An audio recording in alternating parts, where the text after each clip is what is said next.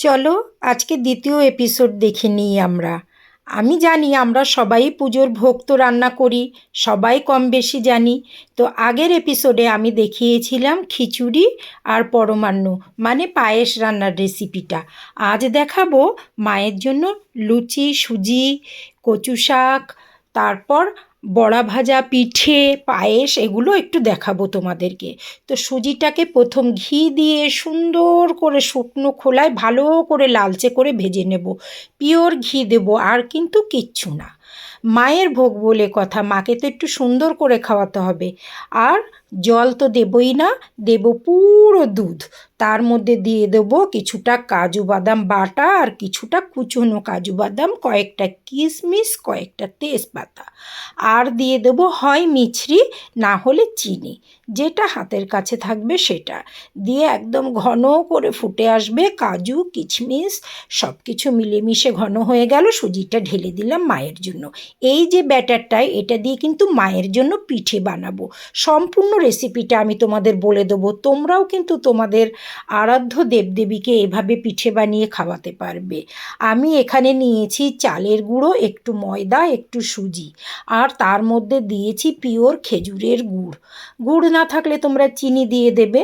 যাই হোক, কয়েকটা মৌরি, আর দিয়েছি কয়েকটা থেতো করে এলাচ দানা দিয়ে একটা সুন্দর ব্যাটার বানিয়ে, দেখে নিয়েছো ব্যাটারের ঘনত্ব কতটা হবে, সেটা দিয়ে 1 চামচ করে তুলে তুলে আমি গরম তেলের মধ্যে, বলতে পারো তেলের পিঠে, বলতে পারো মালপোয়া, এগুলো ভেজেছি। আর এই যে মিক্সিতে ডাল বেটে রেখে দিয়েছি, এটা কিন্তু পিঠে, ডালের মটর ডাল বেটে রেখেছি লঙ্কা দিয়ে, আর ওর মধ্যে একটু কালো জিরে দিয়ে মটর ডালের বড়া হবে মায়ের জন্য। 5টা ভাজা তো হয়ে গেছে। তোমরা তো সকলেই এগুলো মাকে ভোগ দাও। স্পেশালি বানিয়েছি কচু শাক, সাথে এই যে গন্ধরাজ লেবু দিয়ে ভাত, গরম ভাতে জল ঢেলে পান্তা ভাত করে আমার মাকে নিবেদন করতে হয়, এটা আমাদের নিয়ম। তাই এই যে পান্তা ভাত, লেবু নুন লঙ্কা দিয়ে, মাকে তো এমনি লবণ দেওয়া যায় না, সন্দব লবণ।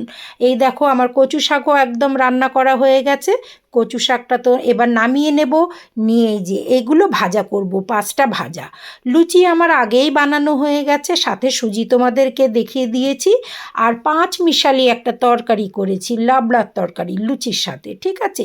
মেনলি আজকের প্রধান কিন্তু এই ভাতটা, কচু শাক, পিঠে, এগুলোই আর কি। আর এই পান্তা ভাতের সাথে খাওয়ার এই যে মটর ডাল বাটা বড়া, ঠিক আছে। তো এইগুলো তোমরা কিন্তু তোমাদের ঠাকুরকেও ভোগ বানিয়ে দেবে।